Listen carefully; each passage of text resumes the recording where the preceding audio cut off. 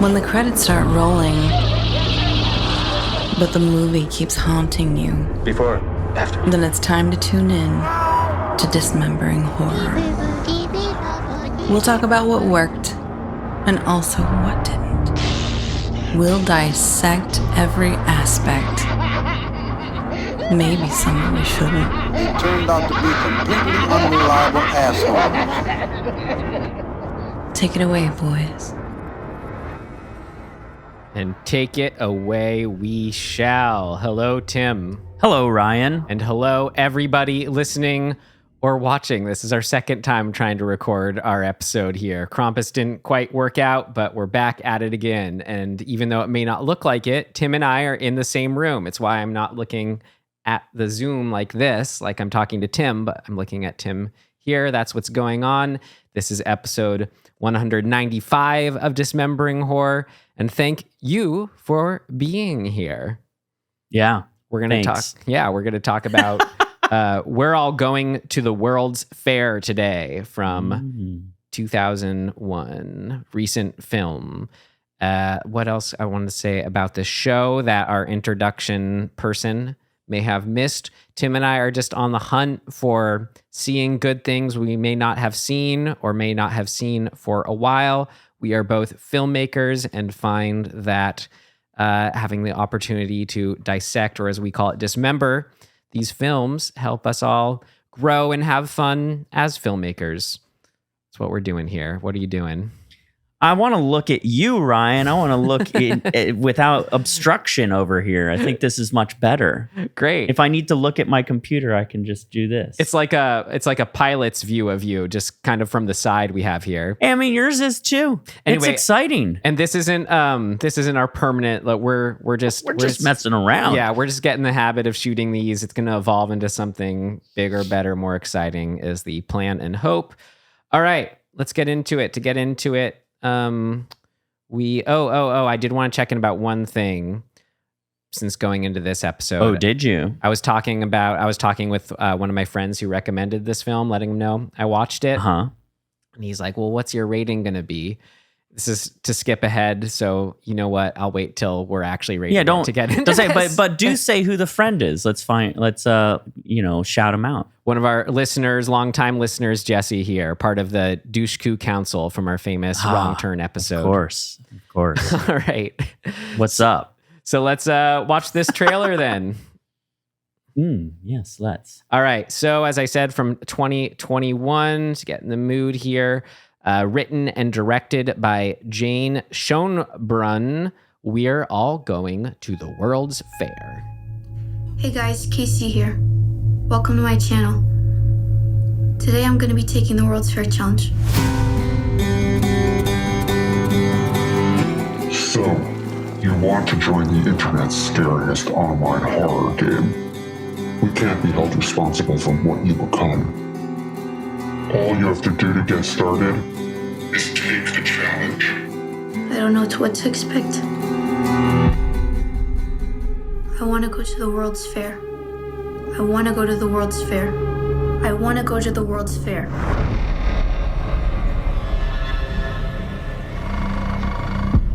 This is for serious players only.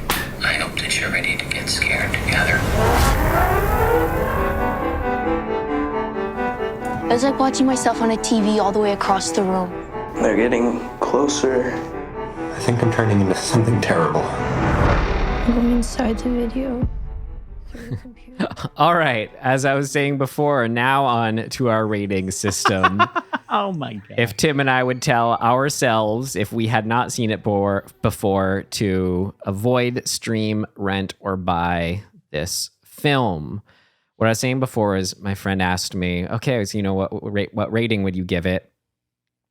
And I realized recently I'd sort of come with a point of comparison to the new Candyman and Last Night in Soho, which I both really did like. I both gave buy-its to. Oh, I see what you're doing and here. I feel like those are rent-its now. So I realized I sort of fallen into the trap. Because I was, I think, overexcited just to have slick modern horror that was well done. Yep. Wait, but Wait a minute. Why does that change your rating though? Because I had fallen into the trap of comparing everything to, well, if I gave Last Night in Soho a buy, I guess I got to give this a buy. I feel like that's a flawed system. It is. But- It's a system that gets us somewhere, though. All right. So I'm looking to reset the new year. But that's a more just in general checking in with that to realize, I don't know, I got to just reset at any given point.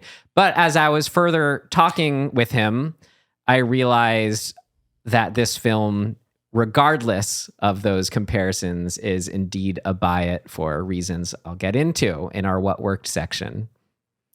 I have a theory as to why that might be, and we can talk about it now. As a theory as to why I liked it so much? Yes. Okay. We'll expand, but I do believe that age and the era you grew up in matters for your enjoyment of this movie. I am the same age as the filmmaker. I know. Okay. So you weren't able to quite as connect as much. What was your rating? Okay, my rating would be... Oh, man. I would probably rent it. But it's on the cusp of being a stream for me. Okay. I'll try not to get too sad. I don't think it's bad, but there's, like I said, there is this like specifically a context to why I think some people will enjoy this movie more. Mm-hmm. And it is an age thing. And it's an experience thing. This is your first time tuning in. For a point of reference, Tim gave 2 episodes ago's film, The Menu, a buy it. Mm-hmm. I'd like to watch The Menu again. I want to watch. I did watch this again. I watched it last night, really? and I watched it this morning to do notes. Whoa! It was short enough, you know. Okay. Let's okay. get. All right. So, can you give us a quick summary of this film? Sure. What was this film?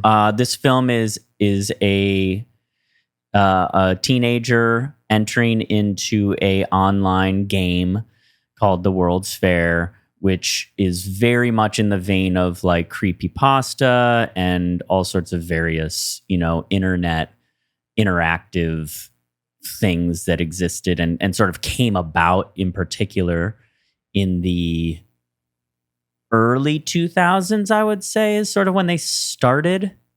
Yeah, kind of that early YouTube, maybe like late 2000s. I think was the very burgeoning, time for it, and then really took the internet by storm. Became the internet. Right.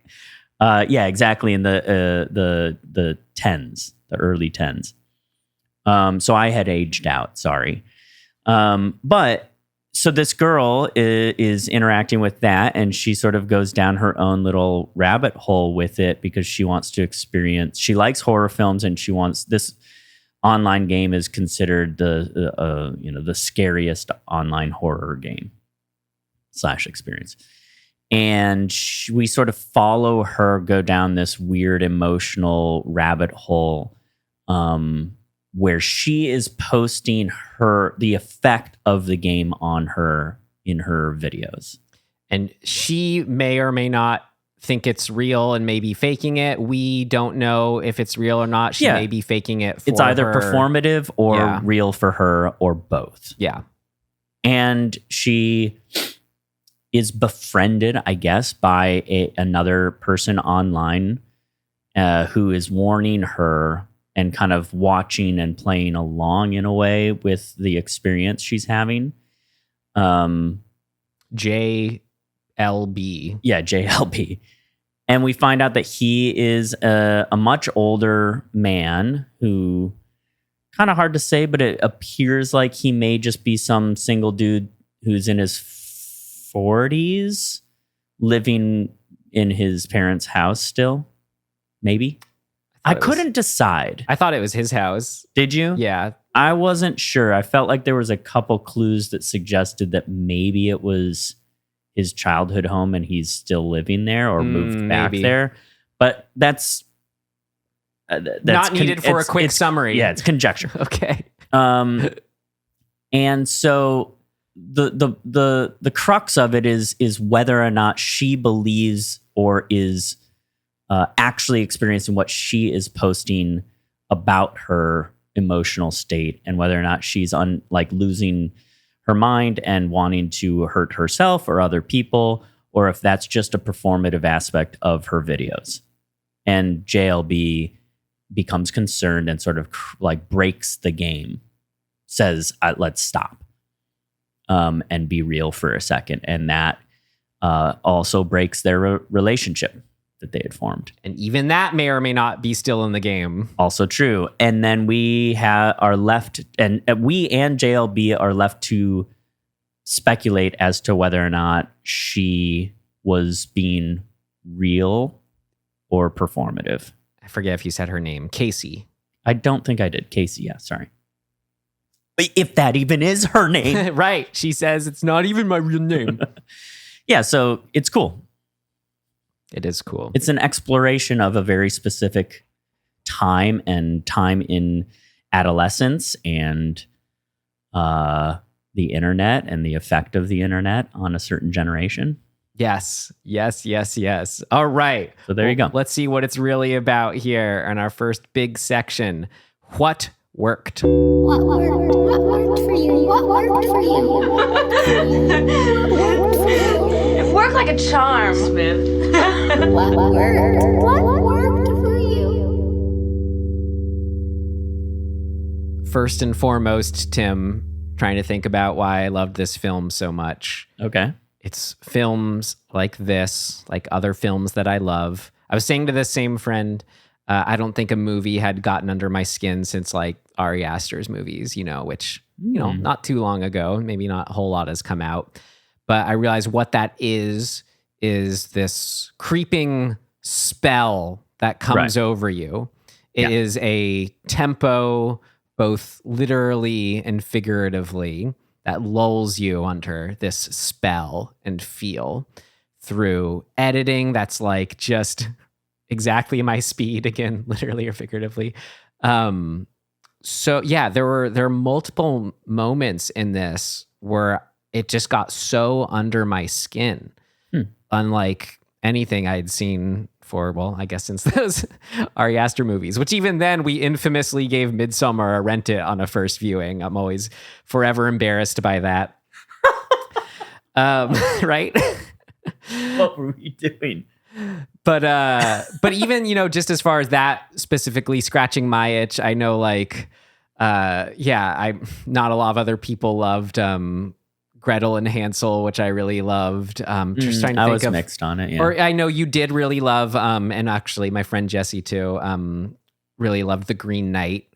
So I did. There's another sort of cast a spell on you touchstone. Yeah. But just to couple that with its themes that or ideas that I'm super interested in about our technology and our relationship to it and with it. Mm-hmm. God, it was great. And then we'll get into what those moments are. But if anything can creep me out that much and it's a horror movie, then major points. Okay, so let's talk about the creepypasta influence and like your experience and like how that informed your viewing of this specifically. Because I watched this with Britt, who is 31, I believe.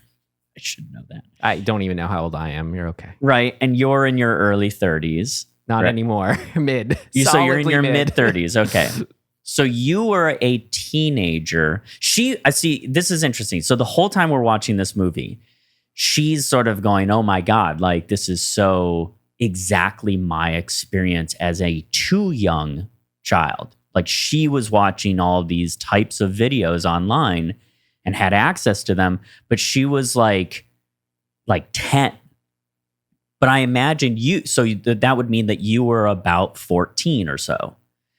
And I think 14 to like 18, the generation that grew up in exactly what this is depicting is going to respond really like specifically and probably be compelled by it more than me, who had virtually zero contact with that world. Like, I never ever read a creepypasta. I learned about them through younger people bringing it up and me being like, what is that? And so I know what they are. I know that they exist. I know that like generation of output existed. I don't think I've ever read one either. Maybe. Okay, but you were online in a way that I wasn't. Yeah. And I think that's sort of what I'm getting at, is that your experience online at that specific age allows you to, well, I'm speculating, but I'm assuming it allows you to connect to this movie in a certain way. Like it's familiar to you. It's recognizable to you. Whereas for me, I'm like, it's on the like the edges of my experience. And I'm like, I kind of like had like caught a couple things that were in this realm, but I never went into it. I never as a kid was like sitting in front of a computer watching video after video after video. Like that didn't like I was too old for that. It didn't exist when I was 14. It's funny because I mean, even though this is clearly a coming of age story, I didn't really connect to it or view it in that lens so much as I was just thinking about. But did you recognize it in that way?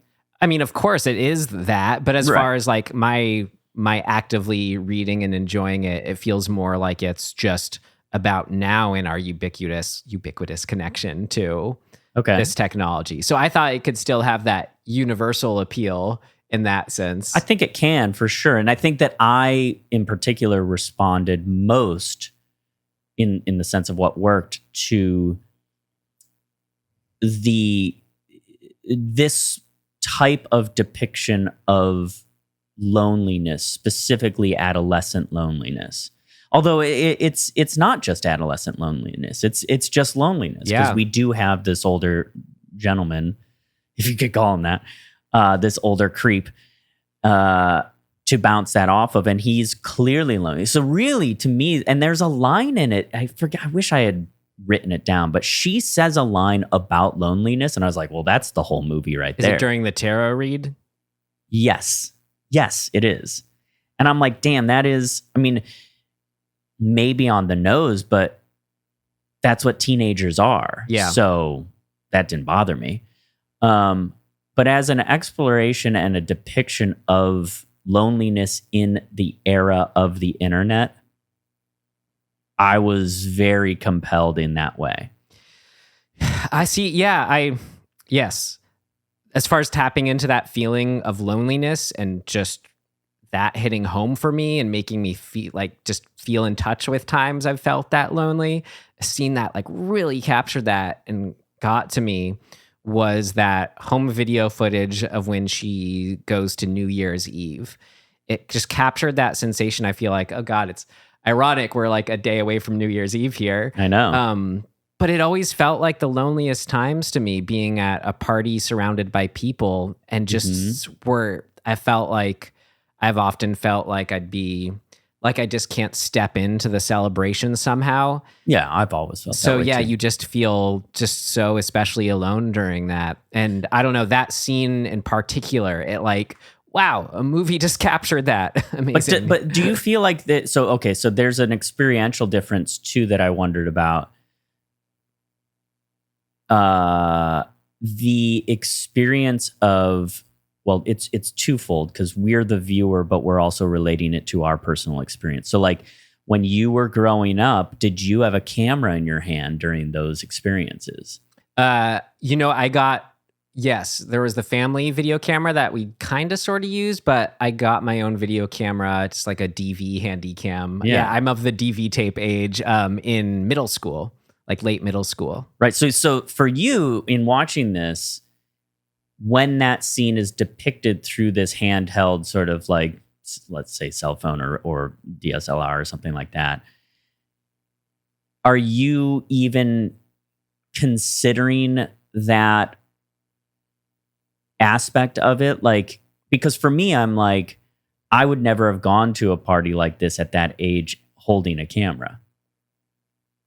Because we didn't have a camera that you could do that with. Right? You're asking if just confirming that the medium itself engaged me versus took me out of it. Correct. Yes. Yeah, I think, or even that it didn't even occur to you because it's familiar. I think it's familiar not because I came of age with it, but because now we're at a place in filmmaking where we've seen this sort of vast incorporation of technology and different ways of depicting how it looks when we interact with it.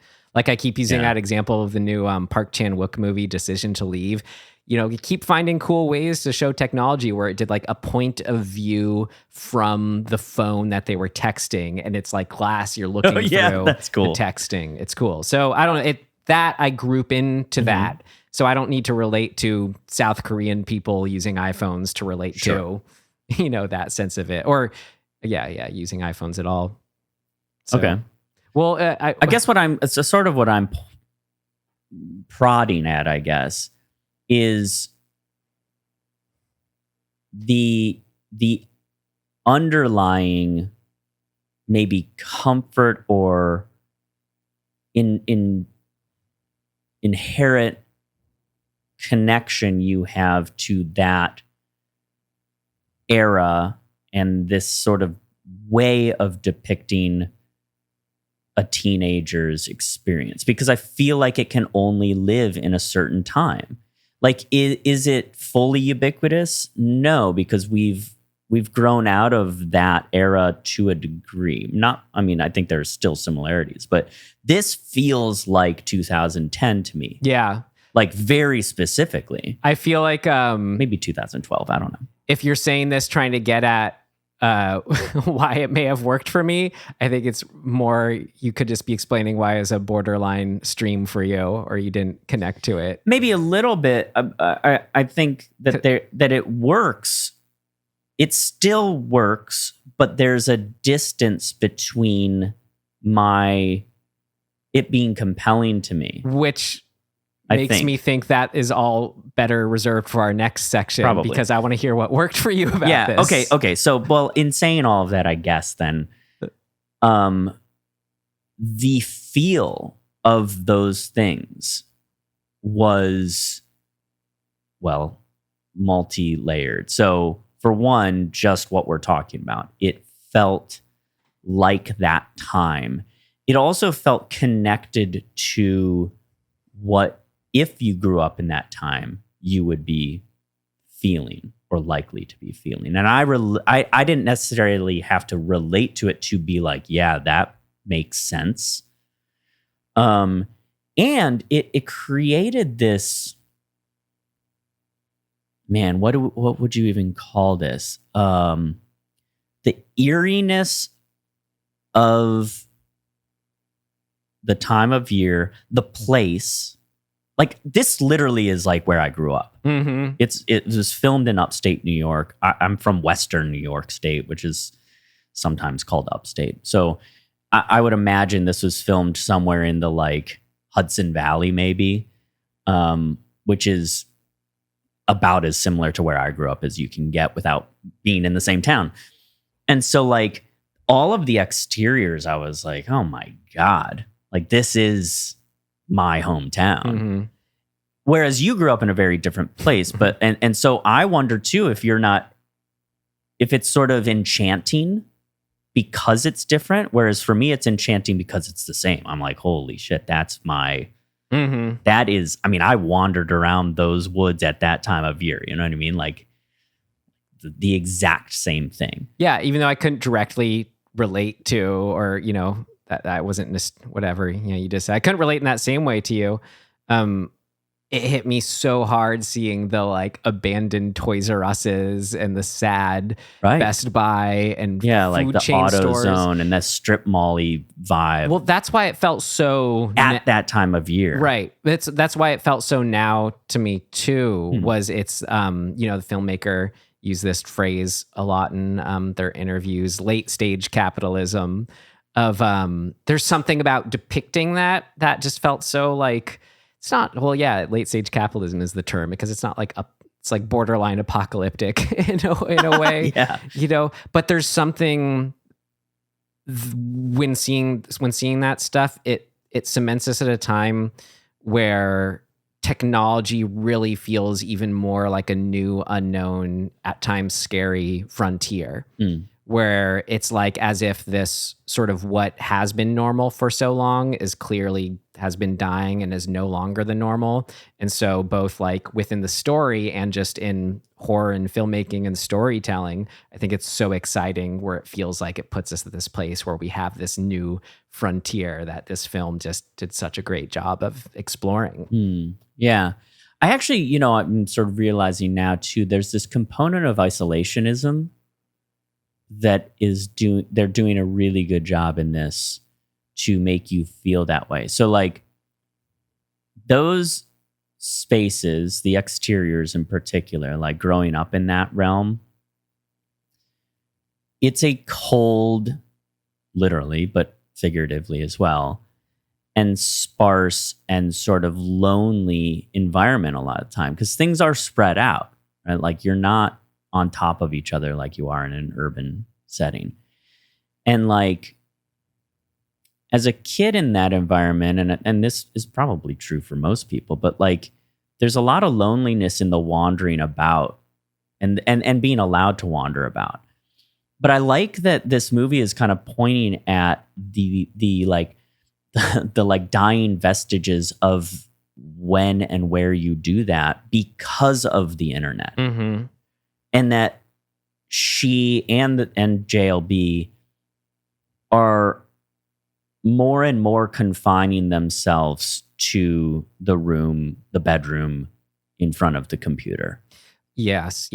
And like, I think it's cool that like some of her first attempts at videos, she does go outside and she's alone. Yeah, it doesn't feel any less alone out there. Right. But then as she spirals, she's more and more and more in her place until she starts saying things like, I'm going to kill my dad or I'm going to kill myself. And we get to see that around people. Yes. In a celebration. Like all of those, like how that's constructed, I think is really good storytelling and filmmaking. Well, just other areas, loneliness popped up for me in this film I thought were really working. Well, still on the kind of idea of late stage capitalism meets loneliness. I loved how they had JLB's home be this big old mansion in the woods all alone. There was something really effective in getting across a certain kind of loneliness. That's not like alone in a tiny apartment, but just that he like uses the entire space of this big old house to pace and to be lonely. Man, I grew up in a town that was a little denser, not super dense, but it was suburbia. It's like, typical houses 15 feet away from each other. And then the next town over that was sort of the more wealthy town, way more space. And these big houses that were sort of like borderline mansions in these little cul-de-sacs. And his house reminds me so much of like the first girlfriend I had's best friend's house. Because she was like pretty wealthy. I don't know what her parents did, but like had this big old mansion and it was sort of in the woods. Like a Bodies, I think of now, that kind of setting. I haven't seen it yet. I got to go see it or whatever. But yeah, this feeling of like wealth and isolation.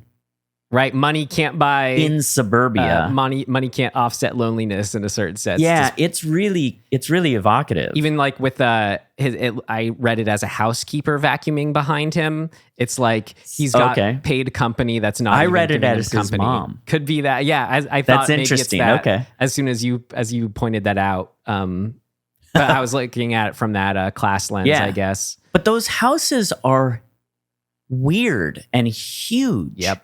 And like all of them have these super vaulted ceilings and like carpeted stairs. Mm-hmm. It's just this very specific thing that I think in and of itself is like inherently creepy and almost, it's not quite liminal, but it's borderline. Well, it's just, I think just putting a nail on the head or whatever of, Yeah, of just all that we're just saying of this doesn't mean you can't be lonely to surround yourself with nice things. Yeah. The last thing on I think the only other thing coming to mind right now, and specifically loneliness, was I loved how there was like hardly any presence of, I guess, her dad. Yeah. And same with her like relationship with just school or any other things going on in her life. Like I feel like it feels like such an unnecessarily obligation almost in a lot of films where it's like, oh, well, who's her parents? Who are her friends? You know, where does she go to school? Just as if you almost like have to put those in. But I love it when films is kind of clearly like the filmmaker is just going, well, I'm not interested in any of that. That's not the story. You know? Also, logically speaking, this is during Christmas break. So there you go. It works. You just set it at a time when she doesn't have to interact with anybody, and you're good. But I mean, the dad, she does live in the same house as him, so I could see just very. We even wondered if it was like, is that her parent or is she like, is that a roommate? You know what I mean? Like, is she living in the upstairs of some, you know, whatever, some shared. Well, you said she threatened to kill her dad? She did later, yeah. Okay. So, but like in the beginning, there's sort of this like question of like, where is she and who's around her? Yeah. And I like that. And I think what that all does is the ambiguity and the vagueness of it adds to the eeriness of her experience. Well, on ambiguity of experience, another just overarching thing that I think worked so well with this film and story was that it plays on the idea that when we're online on the internet, we don't know if something is real or not. Yeah. It's like a whole movie just about that. Actually, I was going to save this for things of note, but it's applicable here, you know, in looking at different interviews with the filmmaker. This is not what the filmmaker said, but how this piece on Thrillist starts. The director interview, if you want to find it, it just starts with, there's an internet adage about online self-expression called Poe's Law. Poe's the name of her little stuffed animal, which I thought was interesting too, called Poe's Law, that goes something like this.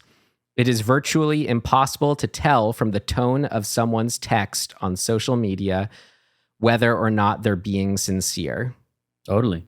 And that's, you know, whether you're looking at a picture nowadays, even a video, hearing audio, whatever it is. And just like what we set up, the story of this was, we don't know if it's all real or not. Well, it's like that that influencer internet personality, Trisha Papis or something like that, I think is her name.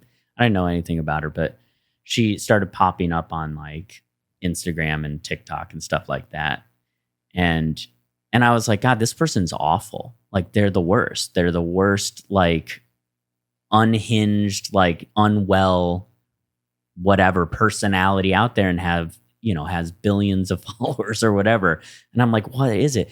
It's all made up. The whole persona, allegedly. Oh yeah, there was that, like the first one of these, was she called like Lonely Girl or something?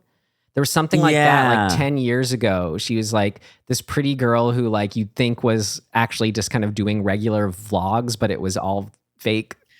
That's right. Yes. That was like the original troll. But anyway, so like they exist, right? And people have realized that you can get a lot of mileage out of creating these, you know, personas or whatever it is that are not really who you are. Now, I think you can argue, and I think the film in a way argues where the line and the gray area becomes as you move in further and further into that realm where do you, the performative person, even know where real you ends and fake you begins? Well, I always like the idea like superhero things or online avatars feel like they're a realer expression of that person. Could like be, yeah. They're more.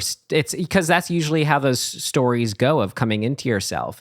You're stepping into this sort of truer version of yourself that's more self confident and all that. Well, and the internet allows you. Right? Like it's a permission structure to say, oh, you have built in some semblance of anonymity, even if you are presenting a version of yourself. Right. You have distance, theoretically, from the rest of the world. Right. So again, I think that's it's not really true. And that's, like, it feels true, but like if somebody wants to knock on your door, they can find you. Yeah. Right. And we've learned that, right? That's also a pitfall of this internet stuff. Right. So there gets into that fear side again. Why I want to say, like, why this is this not knowing what is real or not seems like it's kind of the essence for what makes horror work, of not having a straight answer. So just like this story, these ideas are just so ripe for horror in that sense.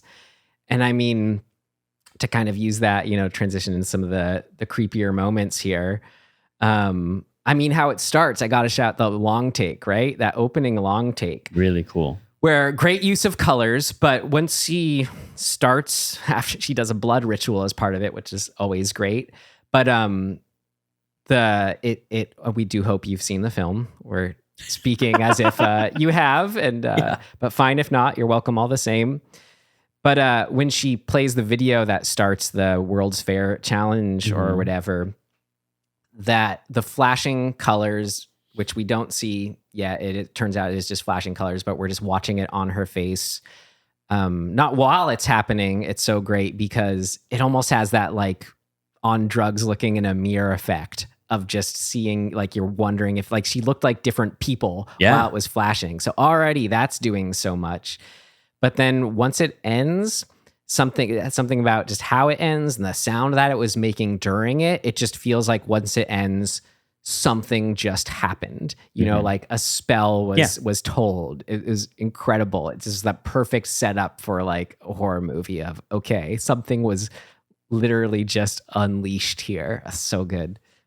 Yeah, I agree. I really, the spell aspect of it, I think it's such an appealing thing for me to be like, okay, we're starting in this world, and then we're going to cast the spell and step through whatever into the new world. Like that always is thrilling to me. Mm-hmm. Yeah, especially when is still in our world. It just feels like, okay, what's different? The question of what's different is the creepiest aspect of this, because that's what I said while we were watching, I was like, this is just a feedback loop, right? Like, and I think it's interesting that, like, obviously they know that, because later they're talking about the loop theory or whatever. I'm like, yeah, okay.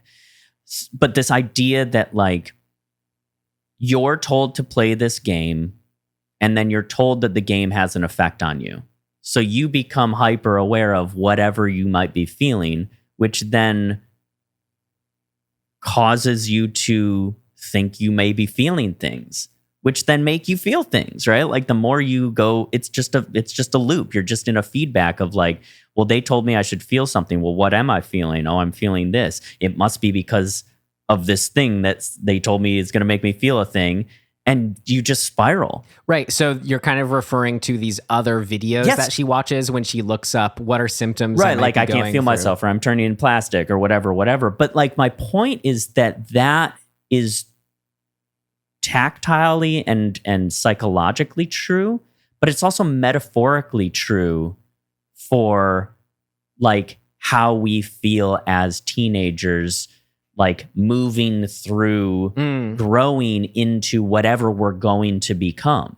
And I think what's so scary about it too is it's like what those people are doing in those videos. It's, they're just ahead of her. So it feels like, and they're just kind of clear yet opaque enough. They just really ride that perfect like horror movie line of like the fact that the guy slapping himself while jogging. Yeah. Doesn't say anything. Cause if he was like, well, I started losing feeling, it just kind of wouldn't work. But just something about like, it's very raw witnessing this sort of determined man slapping himself. Or like the way I loved the video of the woman saying she's turning into plastic. And Yeah. the way the music slows down. I mean, talk about starting to put you under a spell. Oh, but I love that one. But they were just kind of all different enough too that it felt true to what I think JLB sets up at some point, which is it's tailored to your deepest hidden fears and parts of yourself. Yeah. So oh man, like we watched how this construct of thinking and the sort of feedback loop and the echo chamber component of the internet, we watched it in real time have an effect on our country. Mm-hmm. Right? I was like, immediately I'm like relating this sort of weird adolescent feeling experience that I feel like we grow out of, and then realize like not necessarily. That's like, what I'm saying. Yeah. That's right. What I'm saying. Like a whole generation of adults went down a rabbit hole in the QAnon sort of realm, and like how Facebook cultivated and curated a pathway for you to see certain things over and over again, and like how they knew that that's going to compel you to click on the thing that's going to get you to the next thing that's just going to spiral you. And like it's that documentary, what was that? The Social Contract, I think it's called. Something like that. Everyone watched it a couple years ago. God, I mean, it's just like makes you go, oh, we're so screwed. And so to see, in a way, this movie feels to me like the birth of that, or the early stages of that. Right. But what's so great is the movie's very explicit to not say this is good or bad. No, you know, it's great because then, like, I thought a really interesting example of that, and also, you know, where the movie's just exploring things versus dictating, is the character JLB, where it's like, it's so good that it was acknowledged, and she's like, when cutting him off, is like, pedophile, leave me alone, or whatever. But it's like the movie's not as clear cut as allowing us to just hate him or whatever, because he's the one in the position who may be preventing her from suicide. Well, he's the level. adult, mm-hmm. in quotes, and maybe not in quotes, but he is the adult figure. Mm-hmm. And yet everything about him screams Arrested Development, right? Like that he's somehow not an adult. Right. He's got his little like sketches and his little like creepypasta style like artwork. And well, what is an adult? Do you just do you turn a certain age and stop being afraid or anxious or judging it? I'm just saying that we have sort of these ideas of what that is, and I actually think that this is a deeper commentary too, where it's like we've moved into a time where the tropes or the constructs or the previous norms and definitions of what an adult and what a child is are no longer black and white in the way that they may have been 50 years ago or 30 years ago or whatever, or longer. Yeah. Because like nerddom, nerd culture, people being able to express their hobbies and their passions freely without being like ostracized from society, right? Like you can have a 50-year-old person who loves anime and we don't really care anymore. Right. Or as well somebody as cares, kind of but that combined with a distancing that our generations have now been feeling from the boomer generation's American dream. Right. That was related to being an adult, starting a family. Not everyone has to do that, whatever. Yeah. And whereas for a while, those people were all called, you know, antisocial or misanthropes or whatever. It's like, no, that's actually a little more normal than what you guys are proposing and how we should live our lives. You know what I mean? Like, I mean, I have a Amazing Spider-Man or Amazing Fantasy Spider-Man like first appearance tin thing right here. In case he's looking at you and judging you right there. Right. It's like, I know, and we feel judged by the younger generation too. It's so good. Like, right, but like we've moved into, and I think the internet helped do this. We've moved into a time where we are more free to express our inner child and not really care what the definition of an adult is. Having said that, there are behaviors that are off limits. And so in this moment where we see him try to be the adult, so to speak, she responds kind of appropriately of like, well, you're a fucking weirdo, dude. Like, and probably a pedophile. And like, I don't know how she knows that he's older. You can get the sense from his voice. Yeah, that's true. And it's like, oh yeah, wait, yeah, that's right. He has crossed a line that we kind of, I think, universally agree shouldn't be crossed. And so the blurriness of all of that, I think, is the interesting aspect, because it is this commentary of like, what things are we allowed to as we grow older? Well, it's not so much, yes, commentary, sorry, not to mince words, but like an open questioning. Again, not commenting like one way or the other. Yeah, exactly. Yeah, it's opening the dialogue and question of where we draw the lines. Because if we're allowed to be super nerds and like love Beanie Babies when we're 60, are we also allowed to have interactions with children that relate to how much we love Beanie Babies? And I think we're still in a land, appropriately so, I hope, where we say there are boundaries here. We talked about that sort of in like Whatever Happened to Baby Jane. It gets in on that kind of fear point of, okay, even though you can maybe philosophically say like it's okay that she's dressing up like her younger self, just we can't help but feel a kind of unease or weirdness. Right. So that kind of uncertainty too, it's just something that, that we're talking about, exploring something and not coming down hard and saying anything. I mean, I don't know. Now I'm just kind of like, some movies, it's fine where it's like, yeah, you want a sort of thesis theme stated and it to sort of come down somewhere like that. You'll have stories where that does feel right.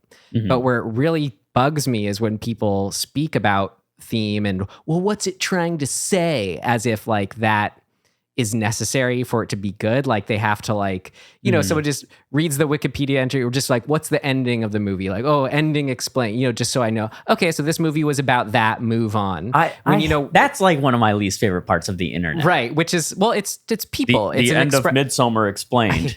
Yeah. Shut up. But that's people. That's not the internet. It's our own taste. So well, that's true. Yeah. I try not to, I think my frustration as I'm feeling is when you talk to people like that, as if it's just sort of this default given of like, as if me being more of a fan of just exploring these complicated ideas and not coming down one way or the other is just infinitely more interesting. And when and it's great because we have those famous examples, like the easiest one is the ending of The Graduate, where they do kind of reach mainstream and it is just the right way, so that's exciting. But just the sort of quote from the filmmaker on all that I liked. This is from horrorcultfilms.co.uk interview with Jane Schoenbrun. It's an investigation of many things, but it's not an investigation that leads to firm answers, nor should it be. I think it's trying to express and find language for feelings and ideas and realities or perceived realities of my experience in the world and the experience of people like me, non-binary, like me, perhaps, in the world. But it's not trying to be prescriptive and give you a lecture on that. It's supposed to be the beginning of a conversation that you can continue for yourself in your own brain or with friends or on the internet or wherever. And that's just so cathartic for me when that is in a movie and a filmmaker is also just clearly saying that was their intention. And again, we've talked about this, I think, with other movies. The question is infinitely more interesting than unanswered. And that horror is always right for bringing us there. Because I absolutely love that we start the movie with her, we spend a bunch of time with her, and then once we start to question her validity and of truth, we leave her effectively. And we are left with JLB, and essentially we're looking through the world through his eyes, and it's all just we don't get to know the answer. And he tells a story that my read on it is complete fabrication. It doesn't, and it's not explicit. So you get to decide whether or not that happened or he just totally made it up. But what rang true to me was that in his being disconnected from her communication, he fabricated a story, which is, to the point of the movie, about an interaction, a fantasy interaction he had with her. It feels like he's telling a story at the end, not that he's recording what happened. When he says, "Oh, we met at the cafe," which is super creepypasta-y to me, in and of itself, right? Like that to me, that's what creepypasta really sort of is and was is these brief fantasy depictions that are just little short stories, and they're just fabricated, fun, fictionalized things. With the rule being they have to be written as if they happened. Exactly. And people will build on them as if they and have. I love that. I think that's so cool. And that once she's gone in the movie, she's gone. I thought to myself, are we going to leave him and then cut back to her in some state? And we won't, I'm interested to see what state that'll be. And then it just ended. And I was like, oh yeah. As in state of being? Yeah. State of being. Yeah. Or, a state of she's in Kentucky. US. Yeah. And to not come back to her is just so much more poignant. Mm-hmm. And like exactly what we experience. And allows us to build these connections on the internet with people that we've never met, we never see. And further allows us to identify with him, which is just great to do with that prickly territory of how we like him as a character or person. Yeah. And like we see, without judgment of his intention, we see how lonely he really is. And so... Oh, yeah. Like when she tries cutting him off, it simultaneously feels like a freak out of just his own longing and loneliness, but also of concern for her. Yeah. So it's really, really great. Which blurrily is really appropriate because that is how predators prey on adolescents. Right. Actually, they find that point to get to make them say, "Hey," as a manipulation tool. Let's like break the game. It's just a game. You don't have to tell anybody. Or I don't know what the way they do it, but they do it in that way of like essentially gaslighting the adolescent into saying like, no, I'm just trying to help. So Schoenbrun, the filmmaker, I don't know if I'm saying that right. Apologies. There's this great bit where this is God, where was this interview? Sorry, I didn't mark where this one was from. Awkward tension of JLB. This is me. Awkward tension of JLB being weird and also saving her. There's a quote on this. I thought, I wanted to avoid those easy tropes of stranger danger online because there's just no art there. There's no complexity. Yeah. Yeah. So by being inexplicit about motivation, intention, or just malevolence, potential malevolence, showing things that would traditionally feel like not mutually exclusive or mutually exclusive. Yeah. Yeah. I think it's really well done to make us continue to just be like, well, wait, what is the truth? Which is that is the World's Fair, right? Like, what is the truth? Mm-hmm. And the point, I guess, I don't know, it's not the point, but like what we're left with is this exploration of how we depict and affirm our own truths and how we depict our own truths and affirm our own truths at the same time. Well, speaking of own truths on the personal level, I just kind of wanted to get into some of the creepier horror moments and stuff here. And one way I kind of grouped them differently, where I thought there were a handful of just incredible examples of a kind of horror moments, creepy moments, getting under your skin, creating the mood, atmospheric moments that not only are playing with all these ideas of our YouTube age and whatever, and the medium itself of it's as if we're watching her YouTube videos, which feels very personal coming at us, as well as the feel of us being alone watching videos on our own. It's so important, or it's just so incredible, and again, so ripe to couple all that with this breaking the fourth wall idea. It feels like exactly what you'd want to do in this kind of story, in these kinds of films, where it feels like when you're watching it, I mean, this is really when you're watching a movie, it's a story about evil coming through or whatnot, and you start to get in touch with that because of the pacing and mood of the movie. When the movie finds a way to then make it almost feel like you're scared, and it's really doing it. It's just incredible. So like you had the ASMR video that she's watching, which was so good because absolutely my nightmare. Right, because so you're just watching it like, okay, I'm watching a movie of you're seeing this ASMR video. But at a certain point, it's just like you're watching the ASMR video, and she's saying, close your eyes, fall asleep, close your eyes.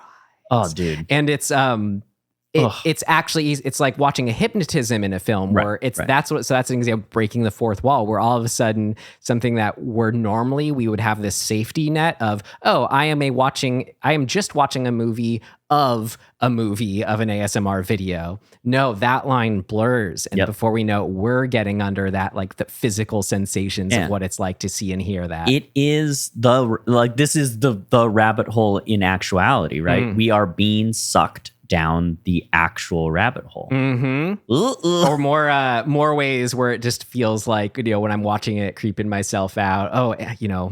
Of am I safe from the World's Fair? That's the kind of, in essence, what the experience is. So we set up at the beginning of the movie, like it explained, the lights flashing on her. And then it was so great after then we go through all this creepy stuff. Then we see firsthand what she's seeing. It's kind of like in The Ring when, we see the video and on some level you're going, I just watched the video. Right. To have just on my TV screen the exact sounds and lights flashing. Yeah, once it's cutting to the full screen and we're just watching the videos. Right, because then when I'm into the movie, it's just like, oh shoot, it just unleashed around me. Oh my God, now I'm in the World's Fair. And then also the explicit tarot reading that's for JLB, with again that she's reading it because the way she's delivering it to YouTube to camera, it feels like an attack on us. So if we're an anxious person, if we're lonely, it feels like she's like the sort of teenager eviscerating us on our older, personal level. It's so good. This is how conditioned I am to this type of technology. Twice in the first half of the movie, when she hit record on her laptop to record a video on photo booth, right? On photo booth, I wanted to say something to Britt, but I had this internal thought of like, don't say anything yet because she's recording. Twice that happened. And I was like, oh my God, I'm so conditioned now to be like, hang on, like they're in the middle of recording. It creates the spell. God. Yes. And all this is too, like another way to put it, like I was trying to at the beginning, it just feels like how when we watch YouTube videos, if it's a vlog of someone just talking to camera, it feels like we are just a slight step away from being in the room talking to them. And at the same time, it's almost like, imagine you watch a YouTube video of someone and you step outside and they're standing there. You'd go like, you can see me now. So it's that breaking of the wall. For example. That's an example of kind of like what I meant by breaking the fourth wall. Yeah. So we've established this construct. You're in that frame over there and I'm in this frame over here.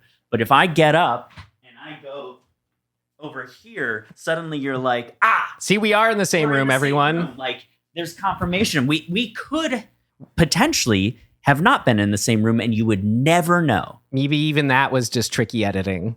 That was days later, Tim put on the same shirt. Yeah, exactly. The idea that all of that stuff is up in the air is really unsettling. Oh yeah, uncertainty. That's great. So then some that were not specifically on the theme of breaking the fourth wall, but really stuff that like why I say this, reaches a buy it for me is if it can do this for me, then great. But that right there, his creepy profile picture, right? It feels like, because we're seeing it from his point of view or what his screen would show, or I guess what her screen, either way. Both. It looks like that, where it's taking up the large screen and she's in the little window up there. Yeah. But first it seems just sort of innocent, or like, it's normal. It's what we're used to seeing, right? Because it's deceiving in that, okay, that is how it would look. Yet just by holding on it feels like you're peering into this, like, it feels like it's this evil spirit just starting to peer in on us, it daring you to look at it, because you're just given no choice. You either, because you feel awkward if you just watch her screen, which is the only movement. So you just sort of find yourself just not being able to help but look at this thing. And especially the first time it happens before we see him, it just takes on such this evil air of like, we have no idea what kind of creepo this guy I was like, wait, is this guy a third party, or is this guy the guy who created the World's Fair? Like, is this, you know what I mean? Like, I was like, is this like the game, like the Fincher movie is like he in on it? He could be in her head. Right. I mean, that was a really cool device. He could be that demon, like incarnate sitting there. It's so good. Yeah. But just God, it's just kind of like the power, like other examples. It's like when you have a horror movie where the parents or whoever, the adults will go, well, can you draw me what you saw? And it's like something super creepy. It's like a shadow figure or whatever. Right. There's something, it's just that classic, I don't know, classic, maybe it's a trope now, but it's very, very effective to have like the lo-fi portrayal of something that was real, and then we fill in those in between gaps. It's incredible. So that like really, really got to me, just holding on that shot of this guy right here. So, I mean, God, love that. So creepy. And then, I mean, the standout horror scene. Well, actually, how about the one that made me think of you was the bit of body horror that was so good, where, he's, the videos he's watching of the symptoms. Yep. Guy shows his arm with this weird moldy looking kind of like rash scabbiness on it. Not only does he start to pick at it, is horrific enough on its own, but then it just takes it up to that like, God, love it so much, horror movie level. He starts taking tickets out of his pocket, which I just so happen to have ticket. Yeah, like admit one. Right here. Yeah, I don't know why I even have that. I forgot where I got that from. From my arm. Yeah. So, God, I mean, so good. Well, and it keeps coming, right? Yeah. Like, it reminded me so much of the, like when you win at skee ball and it pumps out like 5 or 6 tickets in a row, right? Like you got to score, and it's just. Or like, what was it? Like, the Ring or X-Day hair extensions, the idea of like continuously pulling out a strand of hair. Yeah. And then, okay, so then, God, if that wasn't enough, then we get, which was probably my favorite moment in like any movie I watched this year, any new release movie. It's probably tied for a moment in Creep, which I watched for the first time this year. Oh, yeah. But it happens right about at the midpoint where he's reviewing the footage of when she was sleeping, jumps to like, 4 or 5 a.m. or whatever. And I mean, I'm just so on edge. I'm like looking for anything in any corner, looking for an object, looking for a shadow, whatever. And then God, it actually lived up to like, okay, well, it's like the actual creepiest thing that could have happened in that unexpected way. Incredible. You remember it. We hope you watched it too. It's when she starts to like kind of crawl out of bed a little bit. She's like clinging to the edge she of the clings mattress. to the side of the mattress, and her face is starting to come in the light of the lamp, and her face becomes not her face. It becomes sinister. Yeah. And he pauses it right there. I mean, that is just like, not having read creepypasta, that feels like it incarnate almost. But Tim, that was like the moment of any movie I watched this year. It was like everything I love about horror. It got to me like nothing else. Like, holy God, Jeez. I love that stuff. And I have spent many nights, sitting in bed, scrolling through YouTube on like the hunt for a thing that'll make me feel that way. Well, it's some weird like ghost, video. It's on the level of like how David Lynch works, of just conjuring this creepy imagery, the hobo in Mulholland Drive, right. For lack of a better term. It just feels like it's just plucked from this deep ether. It just feels genuinely evil. Yeah. God, that snarl. I mean, I'm just still shaking. I mean, if a movie can do that to me, God, buy it. Yeah. Right. Well, sure. And then they pause it. Like he pauses it. And you're like, well, what's next? Oh my God. Right. It's so good. Shout out to the Kubrick stare too, that they take advantage of late in the film. I mean, I guess kind of inherently with the medium again, she's just talking into a camera. Yeah. Another thing that they do to kind of keep us unsettled, which I really, really think is brilliantly like created, is at any given time, we kind of don't know. This is going to tie into what I'm going to say in the next section. At any time, we have to, as the viewer, assess which camera we're looking through. And so there is let me see if I get this terminology right. There is a seemingly objective camera that is the omniscient eye, right? It's outside. It's not a camera that exists in reality in her world. It's us watching her in quote unquote reality. It's the classic narrative camera. Yes. Correct. But at times that camera becomes fairly subjective, where it's motivated by stuff and it has kind of, I would argue, maybe even a personality. But the device of always having to take a moment or two to figure out where we are and whose eye we're looking through or what lens we're looking through, they do a thing where, and we experience this all the time, right? Like the camera that's pointing at me is a mirror of me, right? So that I'm comfortable looking at it.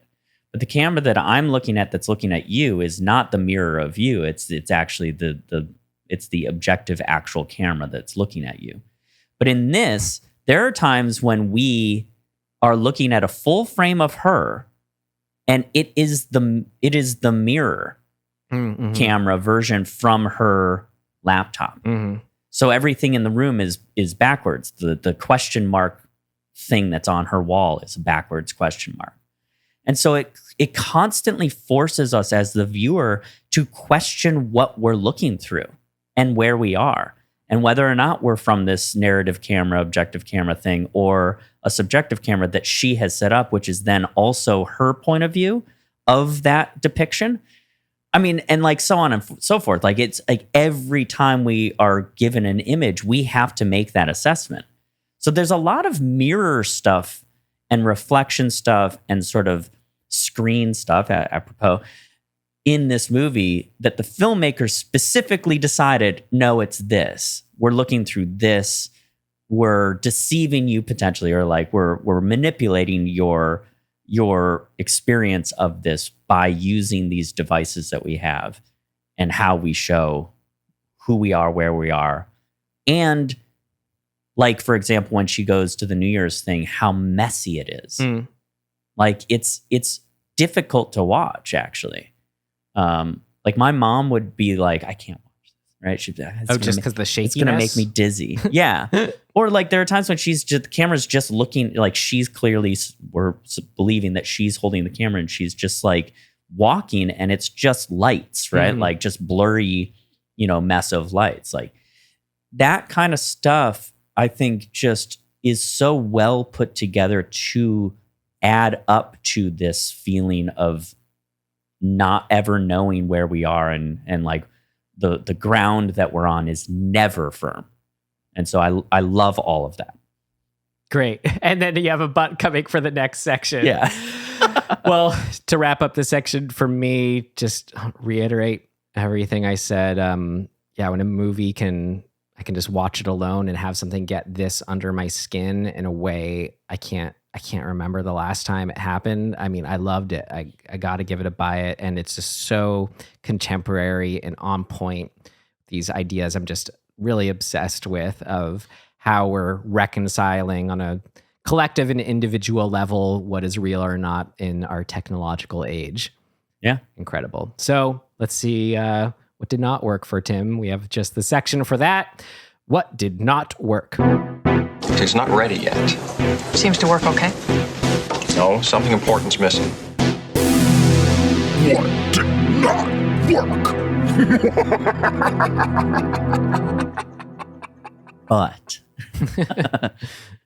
I, at times, it's not necessarily that it doesn't work. It just got me thinking. When you are using the construct of effectively found footage, I mean, for lack of a better term, where it's the majority of the film is depicted through the videos, the created videos. And so, granted, we start the film with a created video. Mm-hmm. And then we break that and we're in this narrative camera where it's like we're just following this person in their world. I question whether or not we should have lived at all in the narrative camera world, because I found that there were times when I started, maybe it's actually the right way to do it because of what I'm about to say. Damn it.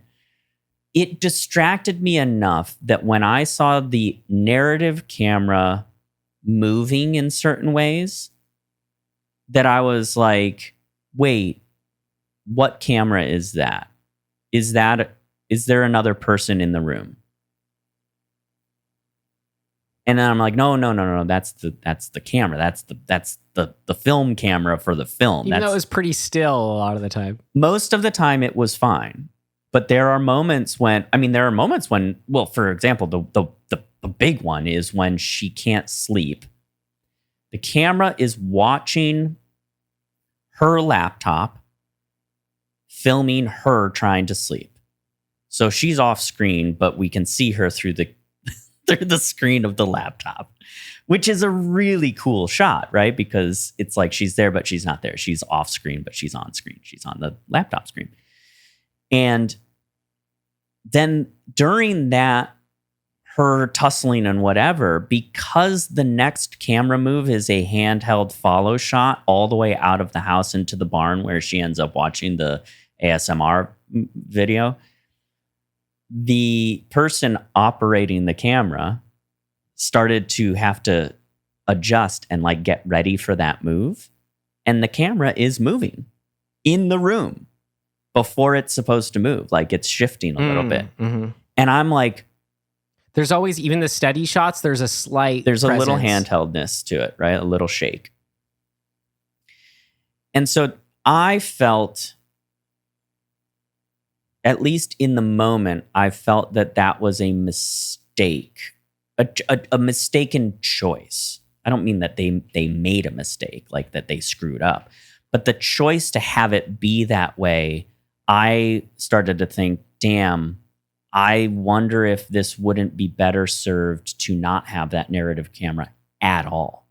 So yeah, okay. So what I'm realizing is that as a matter of how it made me always, again, to my previous point, have to question what camera I'm looking through and who's operating it. And so there, by default, whose eye I'm looking through, or whose, whatever you want to call that, whose point of view, I guess. That actually, in a way, probably helps add to the unsettling discomfort of it all. Right. I mean, Now, is that intentional? I don't know. Whatever. It doesn't really matter. But the effect in the moment was for me, a filmmaker, to be like, ooh, this is it's basically taking me out. But in hindsight, I wonder if that's not actually a good thing, because so much of the movie is pulling us down into this realm. And so to have something, it's kind of like in Fight Club when the film actually like breaks and we see the perforation on the film for a moment. We go, oh, right, that's right. We're in a movie. And I think it's actually at times, and for humans, that's often an important like recalibration that we need. Because I think maybe the point is in doing it this way, not necessarily a point in the sense that they intended this, but the effect that this has is it keeps us a little bit tethered to our reality while we're watching somebody potentially lose their tether on their reality. Right. Well, I had that question too, just from that opening shot. That is point of view, you know, where maybe the movie is going to be just all this style. So I had that question in my mind too when watching it. It's like, what is it doing with the sort of, you know, God point of view, traditional narrative point of view camera? But I think you need that to depict our relationship with this technology, because if you're just doing it, or to further do that, because when we're looking at from his point of view, sitting at the computer with her signing off and sending messages, like we can't do that with a point of view shooting him or her. Like there's a specific feel to like the little box appearing on Skype and someone's typing and you just read but don't get their side of it saying never reach out to me again. You know, that has a certain feel. Or like the shot you described where it's the God point of view camera showing her laptop screen. It allows us to go, this is a device where we are watching a screen, you know, an image on a screen. You know what I mean? So it's like, right. It allows a further depiction of what it's like to interact with this technology is how it's used. Well, and so I guess what I'm realizing now is that it's, in spite of the couple moments where it felt like it was taking me out, it actually is important to have that point of view, that camera needs to exist. So what didn't work for you? I guess I'm just answering my own question, because initially it was the question of whether or not that camera should exist. So why was this? But as the movie goes on, we lose touch with that camera more and more, and then come back to it with JLB. So I guess I'm coming to the conclusion that it works. Shit. So what did not work? Why was this almost a stream? Okay, so actually more to the original kind of line of thought that I was bringing up with you is that I just am not, because I just wasn't that compelled overall. I just was not connecting to it. I mean, I guess I could make excuses as to why that is. I'm of a different generation. I was too old to have experienced this. Really blah, blah, looking blah. at this through my me as now lens. Right. So I was fascinated by it, but I never felt drawn in. I don't think the movie is supposed to go where I wanted it to go. So I did feel on a first viewing, because I was so excited by that centerpiece scare as just being like the best moment in anything I'd seen in God knows how long, that when plugged into like a traditional horror movie structure, I was expecting that, but more for a sort of big ending. Exactly. So there is almost no third act. Right. So, but when I realize, you know what, it's watching this again, that of course wouldn't be an issue because the movie still did this. Right. It became less of a what did not work for me. But I will admit on a first viewing that my expectations for the ending were a little biased. Yeah. I think ultimately in a way, what didn't work for me in the realm that makes me say, it's a sort of a borderline stream. It's a rent, but not a super strong rent, is that like, I'm tired of watching YouTube videos in life. And I get what the movie is doing, but I have no desire to watch this again because it's like just sitting and scrolling on YouTube to a degree. I'm not saying that that's what the movie is. You were always like the king of that, looking up creepy ghost videos on YouTube. Like all I know, that. and I'm like, I'm starting to tap out. I'm starting to just be like, I gotta do something else with my time.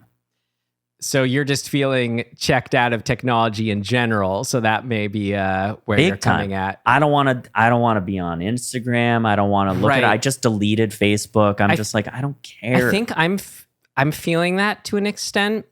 And I think that's why I appreciated this so much. It helped me grapple with all of these complicated feelings. Yeah.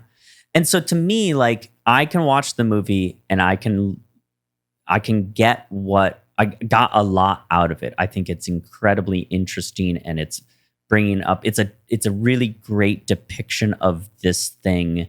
And I think that there's like great commentary, but do I want to see it again? No. Like, not soon, at least. And so that's kind of where it lands as a rent. It's well done. The filmmaking is really good. And that's where I came down to. I think I didn't even really put it this way, is why I had to put it. And this is actually where I was coming from with saying earlier, and where I may have been skewed and just automatically comparing it to these other films I gave a buy it to. Just because on the the basis of the first 5 minutes, I don't have to give it a buy, because just the filmmaking itself was just so good. I mean, it's exactly, again, my speed too. I was absolutely engrossed in it. And so just for that, I felt like I had to rate it that high too. I mean, it's so rare a movie can grab me just on that sheer, just filmmaking point of view, talent level. Right. But in actuality, do I think there's anything that doesn't work? Not really, actually. Like, it's very much what this section did not work for you. This is why I think that like the Rotten Tomatoes scores on this, like the audience score is quite low, but the critic filmmaker score is very high. And I think that sort of speaks to what I'm feeling, where it's like, because I'm both, right? I happen to be both a critic, a filmmaker, and I mean all three, and just an audience member. If I was a film critic rating this, I would rate it high for the filmmaking. But as an audience member just watching it, it's just not my thing. Or at the moment, it's not the thing that I want. Maybe. So like, what are you going to do? Fair enough. Well, what we can do is move on to our next section. I'm assuming you didn't really have anything. I mentioned it, which didn't work. Anything else, I mean. First viewing, no, yeah. Bias expectations for the ending. No, I loved it. Cool. All right, here we go. Things of note. Things of note! This should be interesting. This could be a thing that worked, but it is kind of more just noteworthy for me. We're in a time right now where the Gen Z filmmakers, especially the younger Gen Zs, are really interested, seemingly, and this is true with music and fashion as well, in the 90s. And earlier, I feel like, too. Yes, but the 90s, like right now, is the by and large sort of the main time frame that is being focused on by that generation. Interesting. I'd be curious. Which is 30 years ago. I'd be curious for a breakdown of that, because like fashion in particular. So like TikTok knows I like, classic rock music. So that means it will show me Gen Zers sharing their love for classic rock music, from 60s, 70s. Yeah. So that's maybe why. That's why I got on the mic. Well, so what I'm getting at is the feeling of the narrative camera is so 90s indie to me. And immediately, all I thought it was like the movie that kind of made me believe that I could make a movie, which was Clerks. And I watched Clerks over and over again. I don't even think Clerks is that good of a movie, but like the impact that Clerks had at the time it had on me at a particular age was huge. And the opening shots also, just like because it's New York and a sort of a time of year, all feels like that era for me as well, like this 90s era indie filmmaking. I think the movie obviously ventures beyond that because it's not, it's not taking place in the 90s. But the feel, I'm like, oh, this filmmaker may very well have a love for 90s indie film.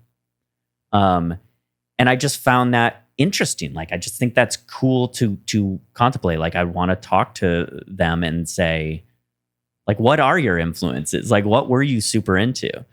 Well, you'd have to... Do you know? You'd have to ask, no, I was actually going to recommend you and listening, and Tim, you go to Thrillist.com and look up the interview with Jane Schoenbrun. And it's a whole thing called Inspired By, about their direct inspirations on this film. Okay. Oh, yeah. And actually, that's where I found the Poe's Law intro. So, no, I had no examples for you, but if you're interested in specific influences for this film, it's a Thrillist interview with Jane. Cool. I thought this was fun to learn, little tidbit. This was from interview via filmupdates.net. It's my favorite scene in the film, reveals Schoenbrun. The tarot scene is what they're talking about. That scene is 100% Anna, the actor. None of that was scripted. That all came from her. Anna studies tarot and knows it really well. We had a little bit of extra time in the schedule during one of our filming days, so we set up the shot, and the only direction I gave Anna was do a tarot card reading for JLB and make it mean. It was a tour de force. And that is like the scene of the movie, right? Though. Like that solidifies the thematic nature of the film for me. Oh, it's doing so much. And I think something I just especially love about that little tidbit about it is with tarot, you part of it is you trust the cards are the cards you're getting for a reason, and it works that way. So that the fact that they weren't pre-selected and it was also a genuine tarot reading, right. That was actually I mentioned that was an example of breaking the fourth wall kind of scene for me. But to think on the level too of it was an actual tarot card reading, like for the movie, it does make it feel like it's almost for whoever's watching the movie, right. Which you get that sense when talking about it, which just almost made me want to turn it off. It felt like it was too personal. It was like, God, like a movie to do that to me. Incredible. Yeah, that is cool. I do think it's worthwhile noting that the filmmaker too is trans and didn't, and I was reading that they were not trans or didn't realize they were trans when they started making the movie. And as they made their way through the process of making the movie, they were discovering this reality for themselves. And that has to obviously been the movie is imbued with this exploration of self. And obviously coming of age in this movie, but like coming to and affirming who you are as a person. Mm-hmm. It's all kind of interwoven in there. And I think that's really cool. It's like, I think sometimes we as filmmakers, or some filmmakers, some individuals, see themselves as the mechanics of the building of the film and not necessarily are considering how much they themselves are the film. Mm-hmm. And that there is this connection with you are putting yourself into it, almost whether you like it or not. Like that, I think that's just something that happens. But I think a lot of filmmakers, they see themselves outside of that, maybe. And I think that we should I mean, you don't want to be self-indulgent about it, but I think we should be aware of how much we and our lives are a part of the art that we're creating. Mm-hmm. And just be connected to that. Mm-hmm. I think it's really cool that they were able to find themselves in the process of making this film, which has been huge for them. Do you have a reference for that interview? I don't know. I don't. Maybe add it to the show notes, which you can do with all these. I think it's good to do that. Well, Brit was looking it up. So okay. Actually, maybe kind of on those ideas, Jane, sorry, I keep thinking Jill. It's Jane. Jane said about the film, I really like this. My favorite moments of which that dance scene, we didn't mention dance scene. I know, it's so good. Stops and screams during this dance. My favorite moments, of which that dance scene is one of them, are the moments when you're not sure whether you should be terrified, sad, or laughing. I love any moment in cinema that can confuse your brain and heart, almost collapsing a binary of this is sad, this is happy, this is scary, or this is romantic. Like, yeah. God damn, that's just what I love about it all, man. So good, so good. Says it so well right there. This actress too, is popping off. Oh, good. She deserves to. She's in Bones and All with Timothy Chalamet Ding Dong. I want to see that. Yeah, which I've heard is really good and really like upsetting, or I can't remember what somebody said about it. That it was either really. It's horror, like scary or really upsetting or both. So I'd like to see that too. Unless you had anything else, I wanted to end on this quote. Go for it. So this is the question that was posed. This is from, again, horrorcultfilms.co.uk, the interview with Jane. The question goes, the setup goes, with recent mainstream horror, we've seen more of a conscious attempt to do films that address social issues and celebrate aspects of outsiderdom, something that's been going on with the independent circuit for decades. But from a mainstream perspective, are we still a long time away from seeing a horror that deals with trans issues?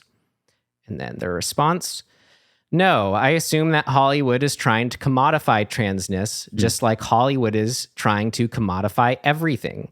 I suspect that if you did see a big budget mainstream Hollywood horror film, or I guess as the term is now, quote, social thriller, in the vein of Get Out, it would be like dysphoria as the metaphor is like a ghost or a monster tracking people who have to defeat it. I'm pretty bored by this. I love Get Out, but I'm pretty bored by contemporary commercial horror because, yes, it's about letting new voices speak, but it's about letting them speak in a very rigid and conservative form, still adapting to what I think was a language of narrative cinema. That was created by the people in charge of a power structure, in charge of a white supremacist, capitalist, male-driven power structure. It seems to me that the question of how you can authentically express a trans experience through the language of cinema inherently has to involve expanding cinematic language, or at the very least, rewriting and evolving genre conventions. And as much as I'm happy to see minorities, especially queer and trans filmmakers, getting fledgling attention from people with the resources and money to those voices reach out into the world, I'm hesitant to get too optimistic about it, because I think those voices get watered down by a power structure that's not sharing the goal of speaking authentically and envisioning new worlds and new experiences through the language of cinema. I thought that was great. Just a sort of reminder that, I mean, yeah. They said it better than I could, but I mean, just... It's pointed for sure. Yeah. I worry that it's borderline cynical. Well, it's so funny because now they're... But why wouldn't you They're be? shooting a A24 movie this summer or last summer. Yeah. Great. I'm excited for that. But I mean, just a fun reminder that like, yeah, what we think of as mainstream that people so quickly think of as like that's how movies should look and be, how that's wrapped up in the kind of power structures they I think you describe. and I go back and forth too, because like we did not like Insidious. Right. You know what I mean? And I think that a lot of people would say that's mainstream horror. Like Annabelle is mainstream horror. I don't like those movies. But they're using Get Out as an example, which again, they like.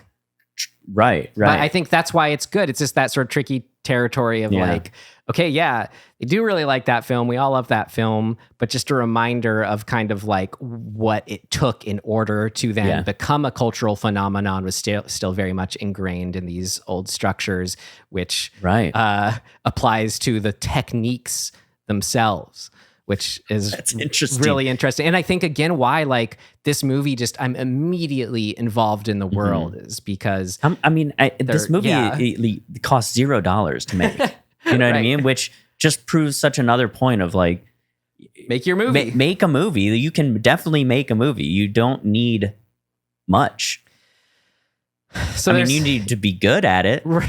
But also, I was watching a Tarantino interview the other day, and he was saying that he didn't feel like he was a professional until his third movie. Because he's like, the first movie, you're like, I have no idea what I'm doing. The second movie, you're sort of just riding the things you learned from the first movie. But once you've done the second one, you're like, oh yeah, I kind of know how it goes. Like, I know what I'm doing now. So to leave everyone with words of wisdom, make your first movie so you can make your second movie so you can make your third movie. Yeah, exactly. Yeah. All right. Yeah, it helps that you like win the Nichols like writing competition and like get your movie funded and made. That goes a long way. So write a good script. That's an important part of it. Write lots of good scripts. Or be like Hong Sang-soo and just make it up as you go along. Yeah. Make your movie. That seems so scary. The point is you make it. Make it however you want to make it. Yeah. And then you figure out how to do it. I was talking to somebody, and I think for all filmmakers, this is so important.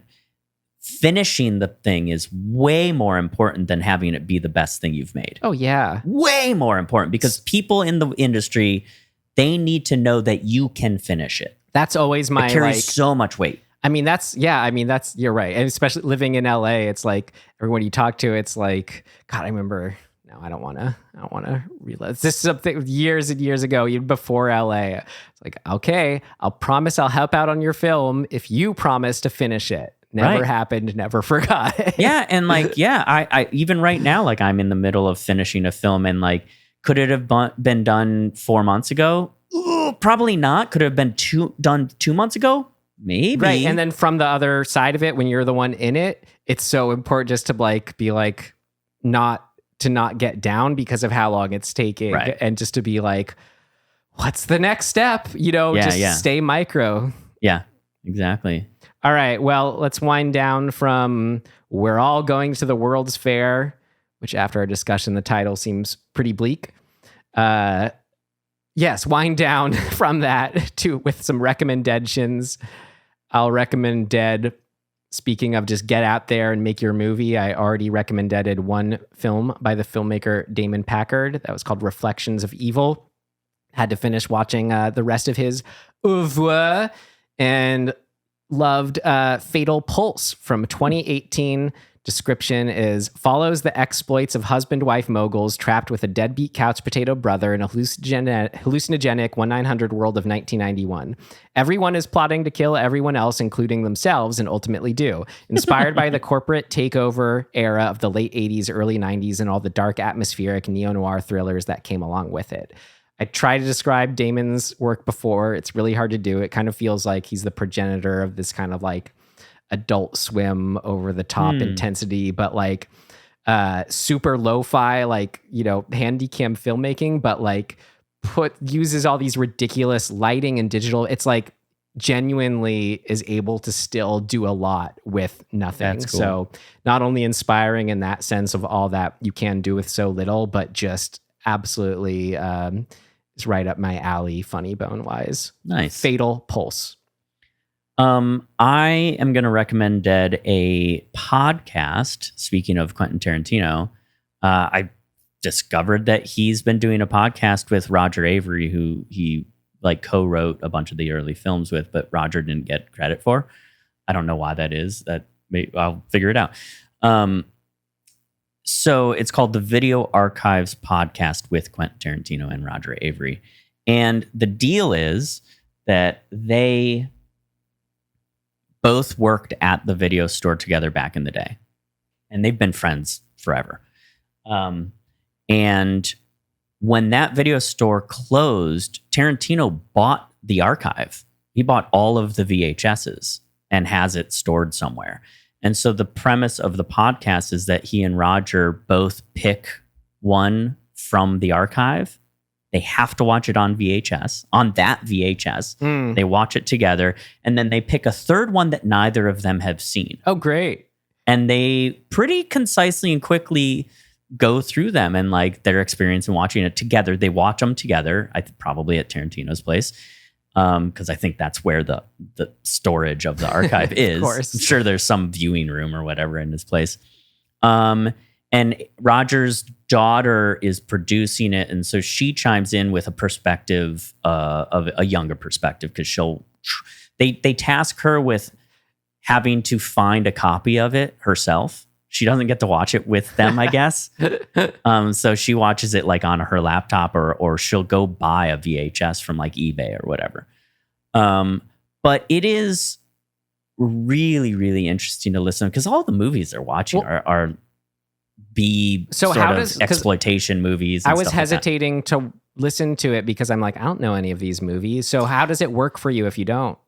It's totally fine. It actually makes me want to go watch the movie. And like, I don't even necessarily I'm not compelled to watch the whole movies a lot of the time after listening to their conversation. I kind of just am like, oh, I'll go check out kind of what they're talking about. Mm-hmm. Some of the movies they're so D-grade. I don't mean that in a derogatory way. They were really low budget. I know what you mean. They're very lost to time otherwise. Yes, they're not popularized movies. Like maybe at the time they were popular for the summer or something like that. Like they do a movie called, I think it's called Firefox or something like that. That's with Clint Eastwood about a espionage movie stealing some like super jet from Russia. I'm like, I've never heard of that. It's got Clint Eastwood in it. And like all the movies have great actors. I'm like, damn, they lived and watched a whole era of movies that we don't even know exist. So from that point of view, I'm like, well, shit, I'm going to go check some of these out. I realized that one of the movies that they did, I was like, oh, I've never seen that. It's called The Keep. It's Oh, I watched that. Now I'm blanking on the Michael filmmaker. Mann, right? Yeah, it's Michael Mann, yeah. And I'm like, oh, I've never seen The Keep. And then I look it up and I'm like, oh my God, this is the movie. It was on Criterion's 80s horror collection. Yeah, that for the last 30 years, I've been trying to figure out this one movie that my friend's older brother rented and we sat down and watched, and he was like, this is so awesome. It's got Scott Glenn in it. And I was like, I just couldn't figure out what movie it was. It's The Keep. And like, so through this podcast, I'm like, oh, I actually have seen The Keep when I was 10 or whatever. And this is so weird. I've had dreams about scenes, like where I'm in scenes of The Keep, but I didn't know what movie it was. It is very liminal spacey. Right. That space. I wonder how much of my weird liminal space dreams are from movies such as this, if not that specifically. Anyway, the podcast is really cool. I think it's very informative, and it's fun to listen to them banter. The Video Archives podcast with Quentin Tarantino and Roger Avery. All right. Well, everyone, we hope you watch this film either way. We really appreciate you being here. You can find us wherever you found us. We got some social media, whatever. We got an email, dismemberingHorror@gmail.com. Send us your questions, requests, whatever. So in closing, whether Tim and I are actually in the same room or not, thanks for listening. Oh, and we'll see you next time. Goodbye.